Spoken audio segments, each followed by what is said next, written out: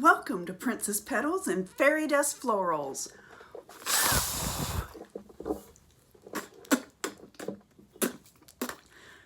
Today we are going to be doing daisy corsages. Our filler flower is going to be a couple of different things. Solidago, Montecasino, and Baby's Breath. I said that in the wrong order. Solidago, Baby's Breath, Gypsophilia, or Montecasino. All three of those. Really fun, bright, happy bouquets, and let's get started. I have said many times that I prefer wiring all of my wedding work, corsages, boutonnieres, just because I feel like it's more secure doing it that way. I know florists that will glue them, and that's, you know, designer's choice. I just feel like they're more secure with taping. The first thing you want to do is cut them off probably about 3 inches in height.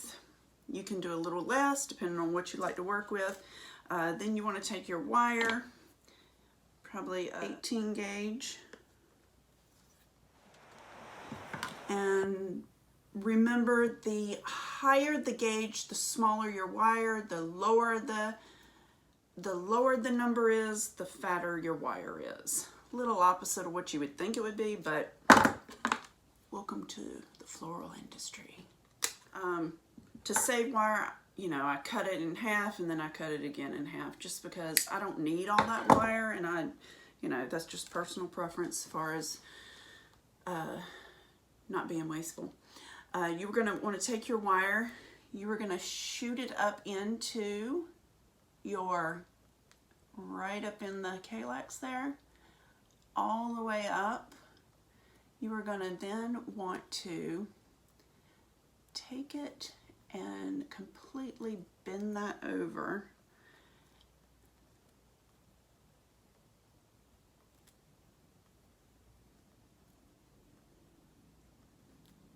A pair of pliers would do a much better job, but pretty much like that. Then you're going to want to just pull that down, and that just basically makes a nice hook anchor in there. Not very detectable. If I'd made it a little prettier, it would have been a little bit nicer, but that gives you the idea. Not really noticeable. Really only a trained eye would be able to tell what that is. From here, you were going to go and just start taping your mechanics, covering the wire and the stem, because you don't want to see any of that. Again, pulling your tape very taut around the stems, because the more the tighter you pull, the stickier the tape gets, just like electrical tape. And there we go. That's your first one. We're going to do probably 3 to 5 blooms will be on a corsage. 1 to 2 blooms on a boutonniere, depending on, you know, whatever you're putting on your boutonniere. And you want to remember your smallest bloom is going to go up at the top, and then your larger blooms go down to the bottom when you're constructing the corsage. Again, you want to shoot your wire up in there. Just give it a little bend at the top.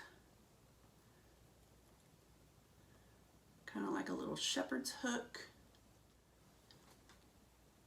And then you just want to pull that down so it's tight. That one's a little better. Definitely more secure in there.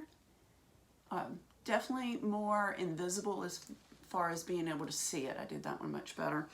So now, again, you want to just go and tape off your stems. You start the tape right up close to the calyx there and just start twisting and pulling your tape taut.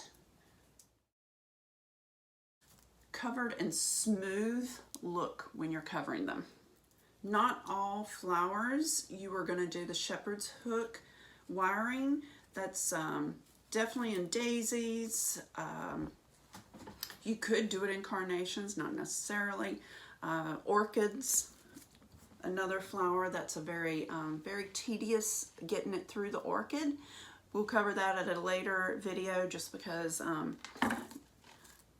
the orchids are really more susceptible to bruising when you're wiring them. I did want to show that before I start, I always prep all my flowers that's going to go into each bouquet. And this is what I usually do. I usually make a stack of each flower, so that way I'm not having to stop, cut, tape, stop, cut, tape, stop, cut, tape. I like to do all of this as far as my prep work, getting everything ready before I actually start constructing the corsages. And I can tell you, when I'm doing mass production, and when you would be doing mass production is prom season for sure. And if I have a big wedding where they've ordered, you know, 20 corsages and they're basically all the same, I'm going to do the same thing. I'm going to have a huge stack of daisies here, a huge stack of little pieces of baby's breath, a stack of the Montecasino. Whatever I'm working with, I will go ahead and pre-cut everything before I actually start constructing, getting everything taped up. So that way it just really moves a whole lot quicker. So when you're doing your corsage, you always want to start with your smallest bloom at the top and then work your way down to your bigger blooms. Again, you're doing that step stacking. You're going to have that cascade effect. So the first thing I'm going to put in is probably a little bit of baby's breath. At this point you would tape it, but as you get faster you'll be able to stair stack groupings and tape them all at one time. Put in a little bit of a baby's breath on there. Quick way, I know I've shown this before, to pull off these extra shoots that you're not going to need, but you need the stem, the greenery there. You just slide it off.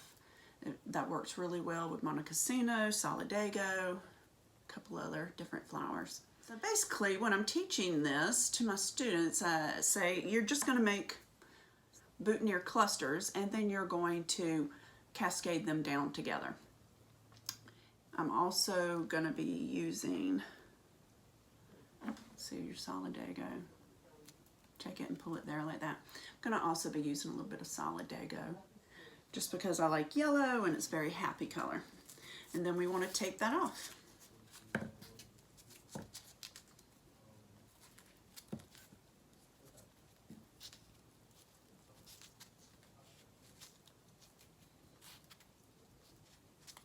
Pulling that tight as you go down.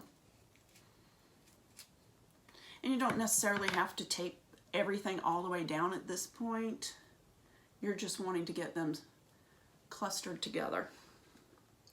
And now I'm just going to work my way through all the different little clusters.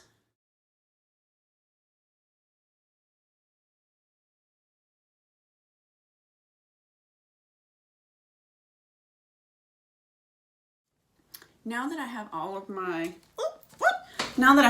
my clusters, I am going to want to start constructing them. My first one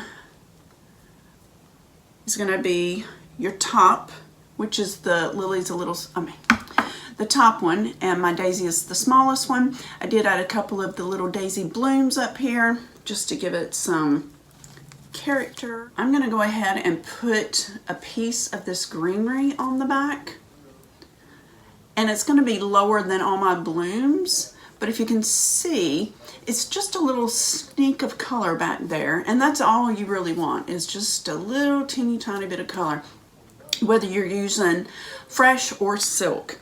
You don't want to have your greenery way up here. That does not look proportionate. You want it tucked down below your blooms. You just want it to be a little sneak of color. And then I'm going to go ahead and tape that. And then I want to start stair stacking them down. Because you have wired it, you can take these stems and manipulate them, and so I need it bent a little bit. So I'm bending the stem just a little bit like that. So when I place it here, the bloom is going to be facing me, because if I just left it straight like this, this is what it's going to look like. And the bloom is going to be out here. So that's the main reason for wiring it, so you can maneuver the stems.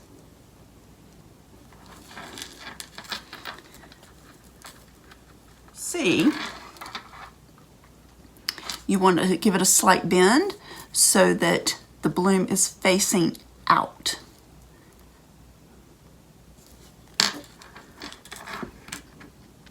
And this one is stacked just slightly below it. At this point, you will want to tape it.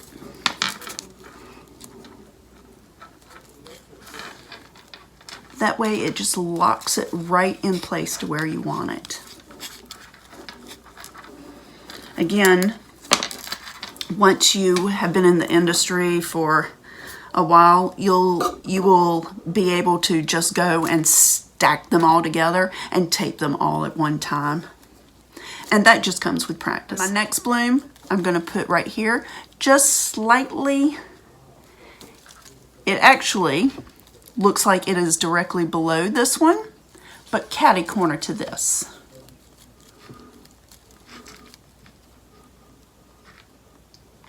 And again, I want to give it a slight curvature bend so the bloom is facing out, because when you wear it, this is what you want to see, the front of it.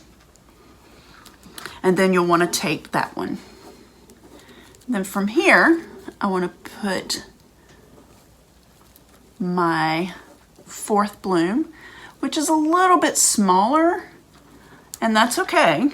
I could have put it up here and then just came down with my biggest ones, but I like to give them a little bit of a bend so the bloom is facing out. At this point, I want to tape it. Next, I will put my next bloom in. Again, I am bending it. You can see that. And then I want to tape that.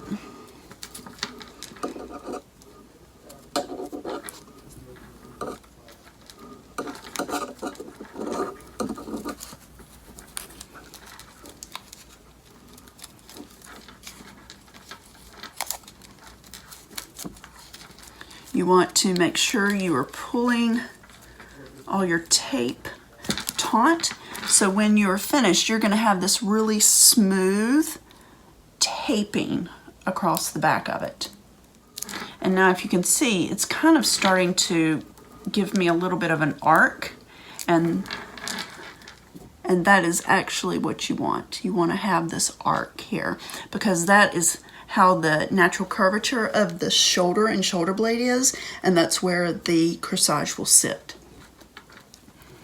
My last bloom, right smack dab here in the center. It's a pretty big corsage.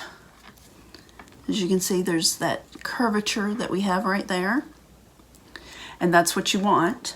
Putting it on, this is actually where it's going to sit, and it sits perfectly, even without pinning it. But you'll definitely want to pin it. The last thing we'll want to do is put a bow in here. You don't necessarily have to put a bow. You can also take it and pull the stem slightly up, and you can put a bow in here. And then at that point, you'll want to maneuver that stem again. So there's a couple of different ways you can do this. Bow at the end or a bow in the corsage. I think we're going to do the bow in the corsage. We're going to do a pretty pink sheer. This is a 3/8 ribbon size. I do a loop, I do a twist in the center, I put my thumb over the twist, then I go to the other side and make another loop and twist in the center. So it's loop, twist, loop, twist, loop, twist back to the center, put my thumb over it, loop, back to the center, make a twist, loop again, twist back at the center. So I'm actually stair stacking all of those twists on top of each other. So I make a loop, I come back to the center, put my thumb over it, twist, pick it up, loop, put my thumb over the twist, loop, put my thumb over the twist, put my thumb over the twist, and remember, the bigger the bow, the more loops you have to have.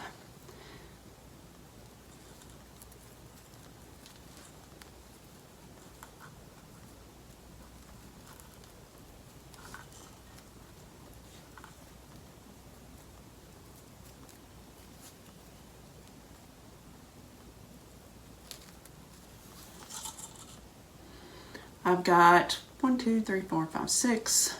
1, 2, 3, 4, 5, 6, 7. So 7 loops on each side now.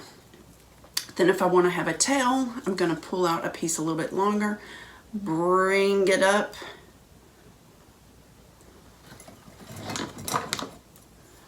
and then clip it, clip it. Then you're going to take your wire, and the thinner the wire, the better. So probably not your highest gauge, but a medium gauge, probably about a 20 maybe. I put it on the top of all my twist, and then I fold it over. And then I pull all of these down here, pull that up, and then I twist that. And I want to have the tightest twist possible. You don't want to have any space left between your wire and your ribbon. If you do, your wire is not pulled tight enough, and it's going to cause your loops to be wonky. And then at this point, you just want to fan it out and make it into a circle. It's actually going to look like a dome when you're finished with it. And whenever I have my class, my first classes, they will do their bows, and they are a little sad at how their bows turned out, and I'm just like, you know what? It can look like a bow no matter what, because you just have to keep maneuvering that ribbon. Don't ever give up on your bow making. It just takes practice. That's all it is, continuously practicing making your bows. And there you go. Looks like a little dome, and it's round.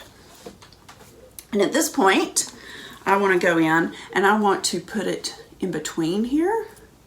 So I'll move this down. Since I've wired it, it's very maneuverable. Pull this in here and see, I've got my wire back here. Now I'm going to go and tape that, because again, I want to cover up all my mechanics.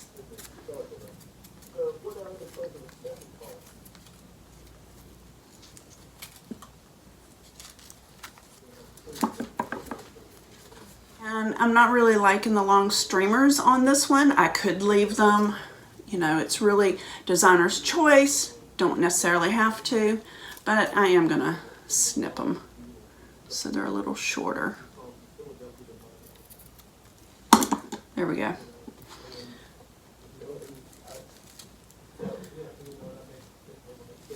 And that's using the smaller ribbon. I think I might have liked it with a little bit larger ribbon, but that gives it a little bit of color in there, especially if that's the color from the wedding. Lastly, you can either put all your greenery in, or, you know, put it in at the very end. It's just really designer's choice.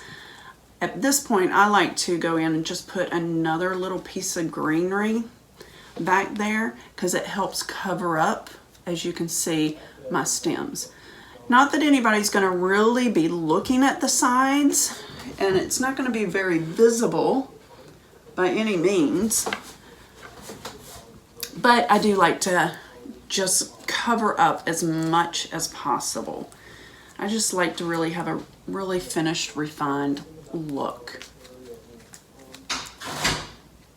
And then I would just take that off.